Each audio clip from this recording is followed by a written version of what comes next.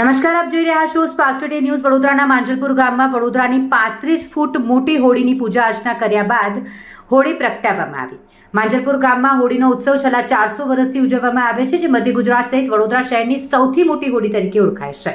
આ ઉત્સવ દરમિયાન 35 ફૂટ ઊંચી હોળી પ્રગટાવવામાં આવે છે, જે શહેરના લોકો માટે આકર્ષણનું કેન્દ્ર બની રહે છે. હોળિકા દહન સમયે મોટી સંખ્યામાં ભક્તો અને સ્થાનિક લોકો એકત્રિત થયા, જેઓએ ઉત્સાહભેર પરંપરાગત આ તહેવારની ઉજવણી કરી. આ વર્ષે પણ માંજલપુર ગામમાં હોળીમાં ગામના લોકો ઉત્સાહપૂર્વક આ ઉત્સવ દરમિયાન પરંપરાગત ગીતો, નૃત્યો અને રંગોની રમતમાં ભાગ લીધો, જે સૌના માટે આનંદ અને ઉમંગનો પ્રસંગ બની રહ્યો. માંજલપુર ગામની હોળી વડોદરાના લોકો માટે એક મહત્વપૂર્ણ પરંપરા છે, જે સમાજના સૌના માટે એકતા અને આનંદનું પ્રતીક છે.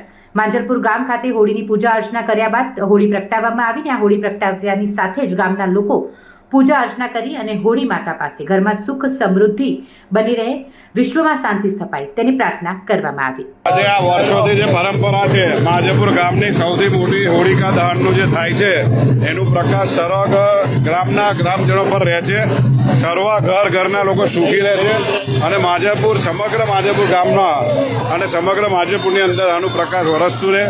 અને રણછોડરાયને પ્રાર્થના કરું કે સમગ્ર માંજલપુરને સુખ, શાંતિ, સમૃદ્ધિ અને હોલિકાની આ જે પ્રકાશ છે એ દરેકના જીવનમાં પ્રકાશ વરસતું રહે. શું વડોદરાવાસીને શું મેસેજ?